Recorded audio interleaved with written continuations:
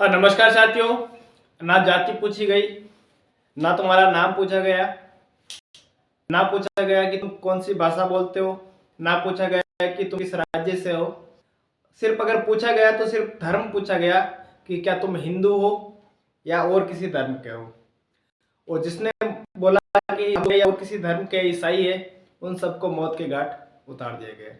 जी हाँ, आज के इस वीडियो में हम पहलगाम अटैक या जम्मू कश्मीर के पहलगाम में जो हमला हुआ है उसके बारे में बात करेंगे और उसके पीछे जो कारण क्या हो सकते हैं उनकी भी चर्चा करेंगे और भारत सरकार ने क्या लिए है उनकी भी हम चर्चा करेंगे।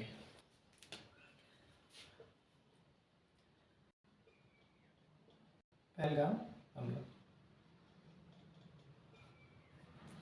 सबसे पहले तो इस हमले में जितने भी लोग शहीद हुए हैं उनको भावपूर्ण श्रद्धांजलि और उनको नमन। देखिए, जो लोग शहीद हुए हैं उनको तो हम वापस नहीं ला सकते, लेकिन हम आगे ऐसी चीजें नहीं हो इसके लिए सरकार को महत्वपूर्ण कदम उठाने चाहिए। हालांकि देखो, चीजें होनी तो ऐसी चाहिए कि ये चीजें हो ही ना, लेकिन अब होने को कौन डाल सकता है, तो हमें भविष्य के लिए सुरक्षित होना पड़ेगा। ठीक है, अब देखिए पहली बात इसके कारण पढ़ते हैं कि मान लो मैं हिंदू हूं या मैं सिख हूं या मैं ईसाई हूं तो मुझे मार दिया गया। अगर मैं मुसलमान नहीं हूं तो मुझे मार दिया गया। आपने इंस्टाग्राम सोशल मीडिया पर देखे होंगे कि कैसे लोग रो रहे थे, कैसे चीख रहे थे, चिल्ला रहे थे और बेदर्दी से उन लोगों को मार दिया गया। किसी आदमी का इतना अगर जो ब्रेन वॉश किया जा सकता है उसकी हद नहीं है। ठीक है, तो देखिए सबसे पहले जो ये पहलगाम अटैक हुआ था ये अपने कहां पर हुआ। पहलगाम कहां पर है? जम्मू कश्मीर में, जम्मू कश्मीर में। ठीक है, पहलगाम को क्या कहते हैं? Mini Switzerland, mini Switzerland.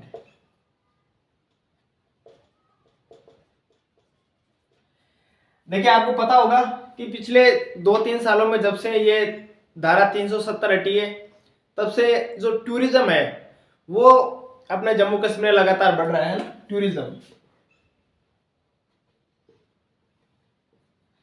और यहाँ की जो इकोनॉमी है जम्मू कश्मीर की, उस इकोनॉमी का सोर्स बनता जा रहा था टूरिज्म। अभी 3-4 साल पहले जो 370 धारा हटी थी, है ना।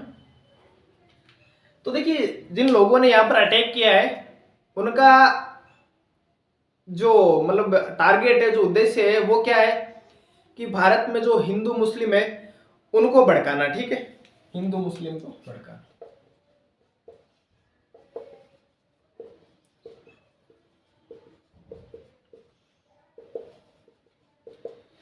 देखिए जिन्होंने जो अटैक किया है ना तो वो हिंदू है, ना वो मुसलमान है, ना वो सिख है, ना वो ईसाई है। वो क्या है? वो केवल एक टेररिस्ट है, वो केवल एक आतंकवादी है। वो क्या है? भारत में हिंदू मुस्लिम एकता को भड़काना चाहते हैं। अभी देखिए यही टाइम क्यों चुना गया जो अटैक है उसके लिए? अब ये क्यों चुना गया? क्योंकि जो हमारी अमरनाथ यात्रा है वो प्रारंभ होने वाली है। अमरनाथ यात्रा हाल ही में इसके जो रजिस्ट्रेशन शुरू हुआ है, तो ये जो आतंकवादी है वो क्या करना चाहते हैं कि ये जो श्रद्धालु है, जो भी यात्री यात्रा करेंगे अमरनाथ की, अब ये अमरनाथ यात्रा कहां से शुरू होती है? यही पहलगाम से शुरू होकर बर्फानी बाबा तक जाती है। ठीक है, तो इन श्रद्धालुओं में या यात्रियों में क्या खौफ पैदा करना चाहते हैं। ठीक है, क्योंकि देखिए जो टूरिज्म के कारण है, जो जितने भी मिडिल क्लास लोग हैं ये अपने जम्मू कश्मीर के, उनको रोजगार मिला है ना। और जम्मू कश्मीर की जो इकोनॉमी है वो भी बढ़ी है। लेकिन अब बात सीधी सी है कि पाकिस्तान को ये चीजें हजम नहीं हो रही कि इंडिया क्या कर रहा है, तरक्की कर रहा है। तो अब सीधा सीधा पाकिस्तान इन्वॉल्व नहीं है, लेकिन जो भी चट्टे बट्टे वो है तो पाकिस्तान के ही। एक ग्रुप है लश्कर ए तैयबा,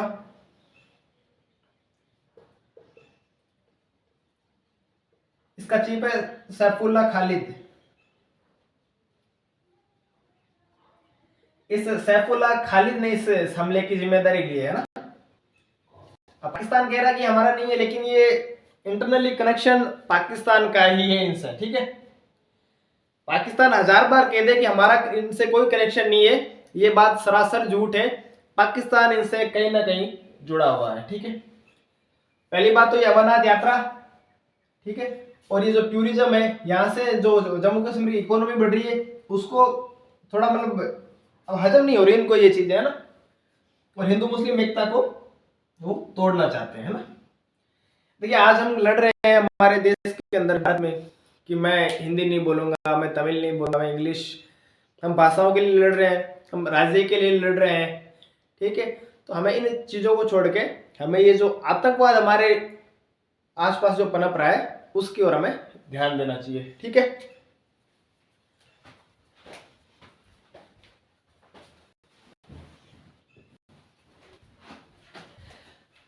अभी और ये क्यों आए चर्चा में, अभी जो देखो हमारे प्रधानमंत्री है नरेंद्र मोदी, वो किस यात्रा पर थे, सऊदी अरब की यात्रा पर थे, है ना, पीएम मोदी सऊदी अरब, और अमेरिका के उपराष्ट्रपति वाइस प्रेसिडेंट जेडी वैंस ये अपने भारत की यात्रा पर है। अब देखिए जो ये ग्रुप है लश्कर ए तैयबा, इसके लोगों ने यही समय क्यों चुना, क्योंकि अभी देखो भारत है वो जो जितना भी ग्लोबल सोशल मीडिया है उसका केंद्र बना, क्योंकि अमेरिका का उपराष्ट्रपति भारत आ रहा है, भारत का जो प्रधानमंत्री है वो कहा जा रहा है सऊदी अरब में यात्रा करने जा रहे हैं। ठीक है, तो सारे जो मीडिया है उसका ध्यान किधर है, भारत की ओर है। तो जो भारत की जो छवि है, जो ग्लोबली भारत की जो छवि बढ़ रही है लगातार, उसको ये लगातार टारगेट कर रहे हैं। ठीक है, तो ये भी उनका मंसूबा था। इस हमले में 28 लोग मारे गए, जिसमें एक भारतीय वायुसेना का जवान भी था, एक भारतीय नौसेना का ऑफिसर था, 2 इसमें विदेशी लोग भी थे, और कम से कम 30 से 40 लोग इसमें घायल हुए हैं। ठीक है, अब भारत सरकार ने इस पर क्या एक्शन लिए हैं, भारत सरकार के कदम,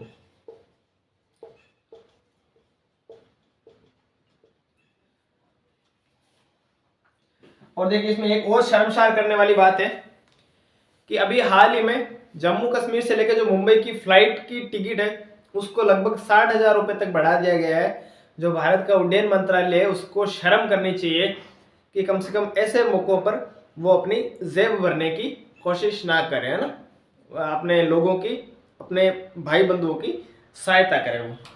अब भारत सरकार ने इसमें क्या कदम उठाए, पहली बात सिंधु जल समझौता को रोक दिया गया, सिंधु जल समझौता।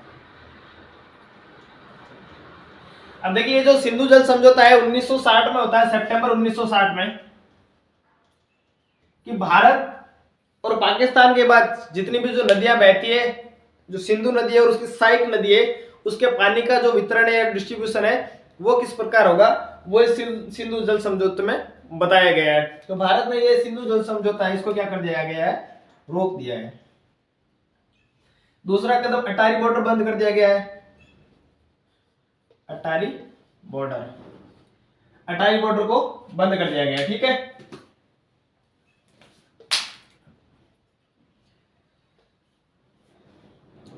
तो भारत के लोग जो या तो पाकिस्तान के लोग जो भारत आते हैं उनका वीजा रद्द कर दिया गया है ना, पाकिस्तानियों का वीजा रद्द, सार्क वीजा ना, सार्क वीजा।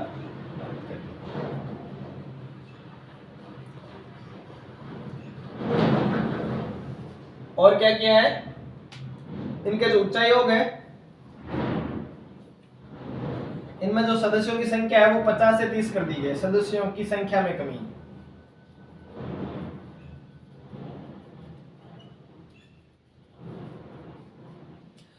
और पाकिस्तान के जितने भी जो एजेंट हैं या जो ऑफिशियल्स भारत में रह रहे हैं उनको जल्द से जल्द भारत खाली करना होगा, भारत खाली करके जाना होगा।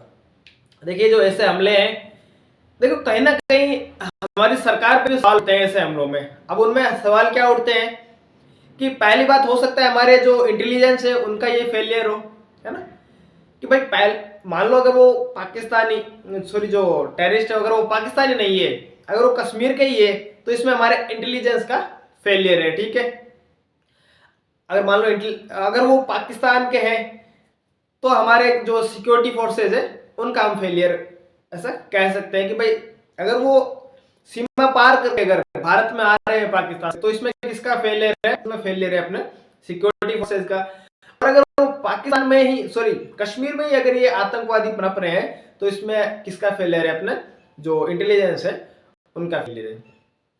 देखिए, जो बंदे चले गए उनको एक बार फिर से भावपूर्ण श्रद्धांजलि। उनको हम वापस तो नहीं ला सकते, लेकिन हम आगे से ऐसी चीजें नहीं हो उसके लिए कड़ा प्रबंध कर सकते हैं। धन्यवाद। जय हिंद।